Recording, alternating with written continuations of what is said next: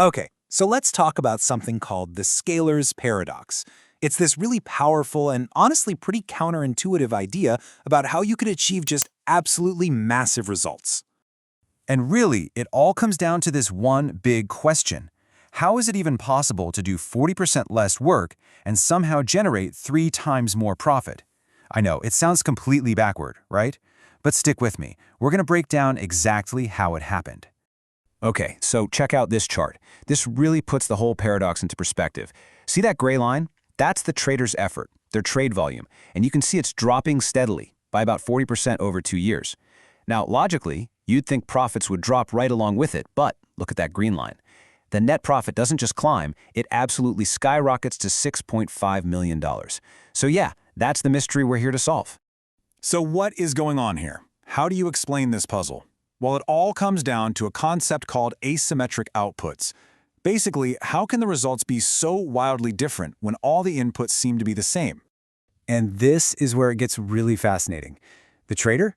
They use the exact same strategy, the same broker, the same tools across both of those years. Everything was identical. So, if all the inputs were the same, that massive change in profit could only come down to one thing, and that's their execution.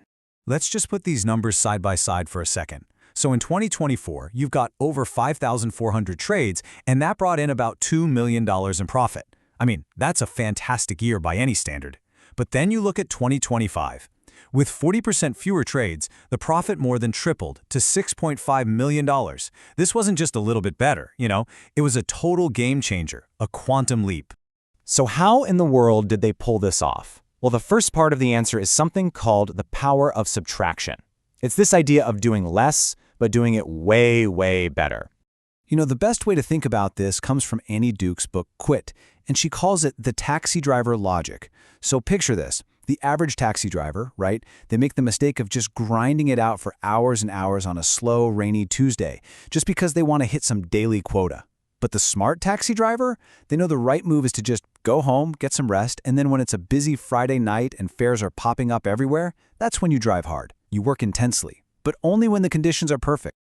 And really, the whole message boils down to this one simple, powerful rule. Drive hard when busy, quit immediately when slow. That's exactly what this trader did.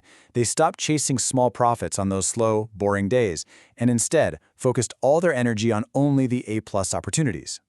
And this kind of discipline, it had a real, tangible impact. I mean, in 2025, the trader had 10 no-trade days. Now, in the past, those would have been days where they forced a bunch of low-quality trades, probably lost money and got frustrated. But now, by just walking away, they weren't wasting time, they were actually protecting their assets. It's a huge shift in thinking. But just subtracting the bad stuff? That was only half the story.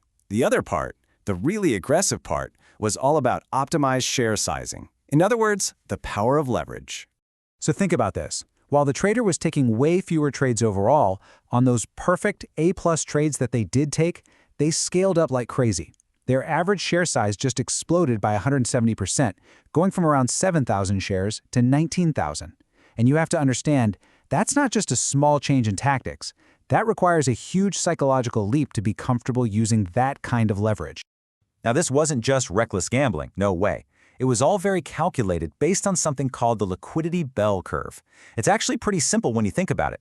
If you trade too small, you're just leaving money on the table. But if you trade too large, you get this thing called slippage, where your own order is so big it actually pushes the price against you, which just eats away at your profits. The whole goal was to find that sweet spot, that optimization point right at the top of the curve, the absolute biggest size you could trade before the market started pushing back. But here's the thing. Doing less and sizing up, that only works if the context is right. And that brings us to the third and maybe most important layer, surrendering to the market. Because at the end of the day, context is king. And really, this all comes down to understanding market cycles. You've got what you can call a hot market. That's a positive feedback loop. Volume is high, wins get bigger, your confidence goes up, it feels easy. Then you have a cold market, which is the exact opposite. It's a negative loop with low liquidity, lots of reversals. It just feels like you're fighting the current. And the biggest lesson of all is this. You just cannot force a cold market to pay you.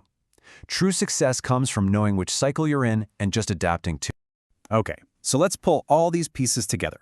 We're going to build a unified model that you can actually use. We'll call it the Scalars framework.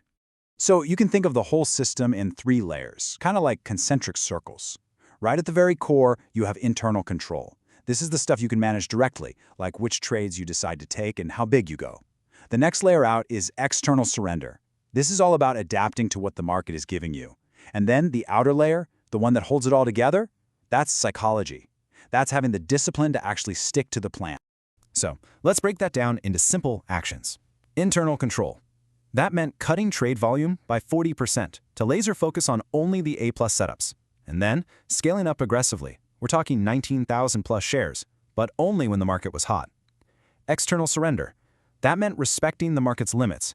And crucially, having the discipline to just walk away during those cold, choppy cycles. And finally, the psychology.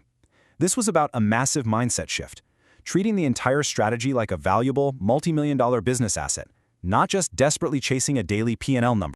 And that really brings us to the final and most important takeaway from all of this. Because these principles, they go way beyond just trading. It really forces us to look at our own work, at our own goals, and ask a tough question. What is the B-quality work that you're doing that's holding you back? What could you cut out right now to free up the energy and the resources to go all in on getting your A-plus result?